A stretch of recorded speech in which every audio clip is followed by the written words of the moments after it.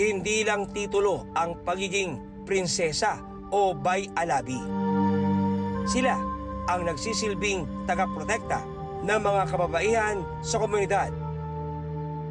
Masasabing babaeng bersyon sila ng isang sultan. Essentially, Maranao is a patriarchal society. It's always male-dominated. Pag nideclare kang parang bai, isa kang respetadong kilalang Maranao leader. Ano, kumusta ang ano mo? 6 na taon ang termino ng pagiging bay-alabi. Pinaka-importante sa akin, yung kami mga kababaihan na natutulungan namin. Talagang importante yung mga katulad ko na mga babae na sa akin lumalapit. Siyempre, nasasabi ko yung maganda na ipapayo ko sa kanila. At dito ko nakita kung paano nagiging haligi ng komunidad ang isang prinsesa ng Quiapo.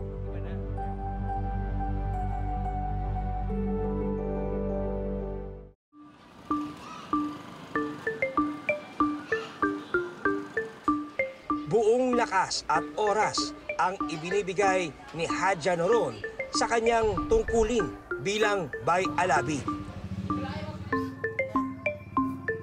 Kaya rin siya ang napili para sa posisyong ito ay dahil sa mahabang karanasan sa buhay bilang elder ng komunidad. Likas din daw matulungin si Hadja Noron. Mahirap kasi yung trabaho pala ng bay-alabi kasi lahat ng problema nasasalo mo eh. Mayroon always sa probinsya na kulang sa pamasay.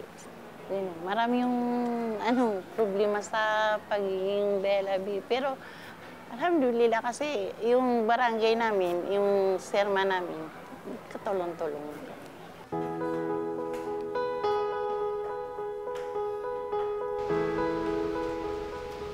Fatima, kumain ka na. Kumain ka na Ana. May sugat siya sa paa dahil sa sakit na diabetes. Minsan binibigyan ko na minsan sa umaga, tapos sa gabi. 2 bisis ko sa binibigyan sa isang araw. Lakasan mo ang kain mo para hindi ako lang ang tinutulungan niya. Lahat ng may kainaran dito sa Quiapo, lumatapos sa kanya. Kaakibat ng kanyang tungkulin ang pagpapanatili ng kaayusan sa kanilang lugar. Grabe karami. Puro problema. Tanan. Mahirap kasi pag tinanan yung isang babae na hindi masolve sa isang araw na yun. Kasi patayan na yun. Kaya kailangan madalian. So kayo po yung namamagitan sa dalawang pamilya? Higit sa anumang tulong na kaya niyang ibigay, marahil pinaka-importante ang pagpaparamdam ni Hadja Noron na hindi sila iba. Hindi sila nag-iisa.